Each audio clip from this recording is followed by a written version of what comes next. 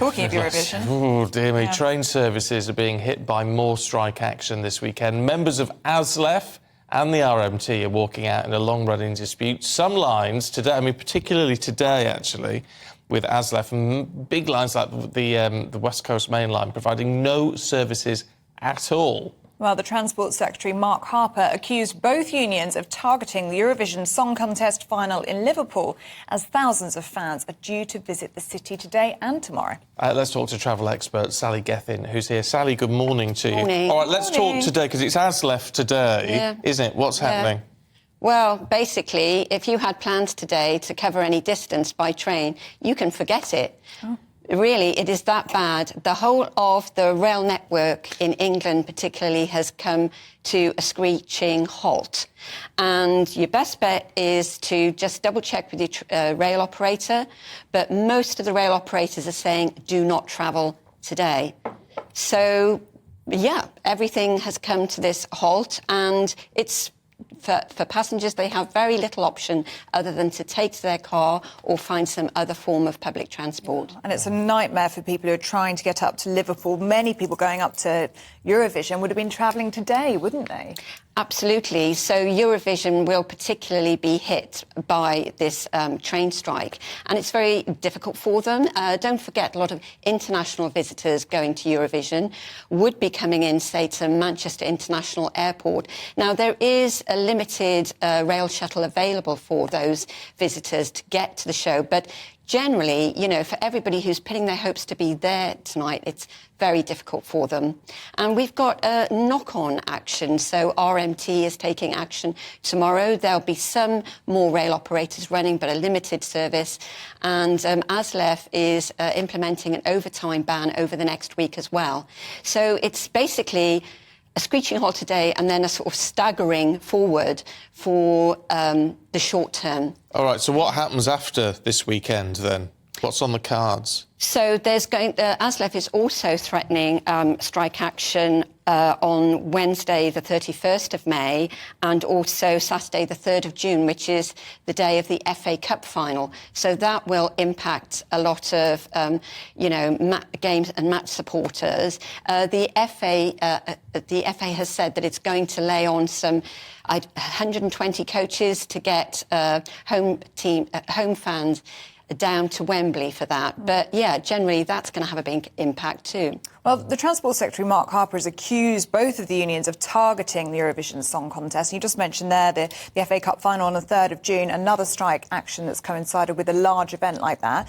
The unions are saying, no, that wasn't intentional. Is it really just a coincidence, or do you think that this has been manipulated to actually cause the disruption?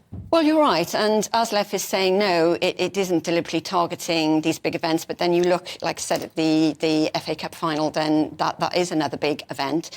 And so it literally is a blame game going backwards and forwards. I mean, the unions say that they've played ball over trying to avoid particularly big dates in the diary to take action, and they feel that their voice then went unheard by the government, you know, when they tried to mitigate action. So now they're saying, well, you know, we have to go ahead. And they feel they're doing it in the public interest anyway, because some of the things they're fighting for example, more ticket offices, for example, ticket counters at stations. And, you know, the drivers feel that it's in the interest of safety to have more staff on the trains rather than reducing the staff for passenger safety as well. So there's a lot of rhetoric, a lot of politics, of course, but obviously the person who suffers the most is you and I and the regular passenger. What's been happening over the last few months? Because we actually haven't had any... It's hard to believe because it seems to have been going on forever, but we haven't had any strikes for actually quite a while. Yeah, it's felt that way. I mean, in real terms, though, this strike action started in June of last year, so we've really had...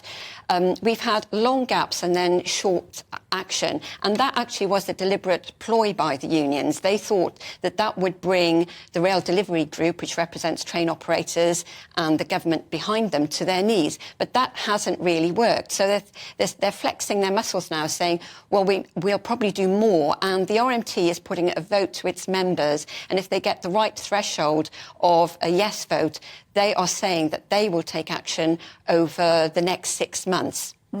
So, yeah, sorry, there's no good end news in on the sight horizon. right And now. Sally, what do you think public support is like at the moment out there, especially when we're hearing about disruptions, things like Eurovision and the FA Cup final? I mean, a year on into this dispute, it must be waning. I think the public's patience is wearing thin. I think people are losing sight. What is it about? It's who shouts the loudest in each side, what the reasons are for, and the blame game that's going on. I mean, I've seen on social media, complaints like, we're getting married this weekend, we can't get our family to be with us on the day, and sort of complaining loudly to the unions and the government, hey, guys, get together on this. So, we're coming into the summer season and people have activities planned and they want those weekend days out to do these great family get-togethers and other events. And not just the big football matches, but smaller ones too.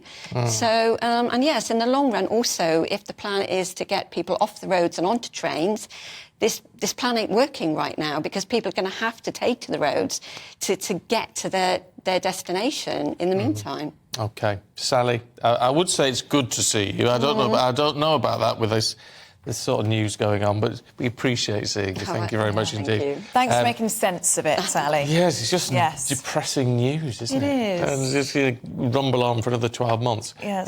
The end is not in sight, is it?